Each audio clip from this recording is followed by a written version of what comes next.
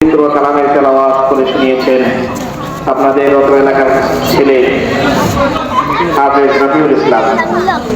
এই পর্যায়ে আপনাদের সামনে ইসলামী সঙ্গীত নিয়ে আসছেন হাফেজ সাকিবুল হাসান, হাফেজ সাকিবুল ইসলাম।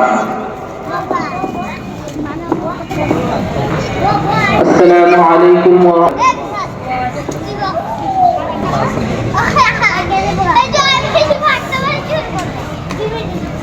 ওই কুটিহীন নীল আকাশ ভুবন মাঝে তুমি কুদরতি ইশারায় রেখেছ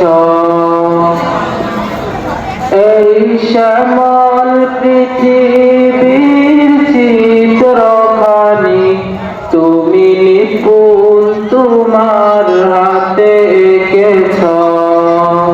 ওগো আল্লাহ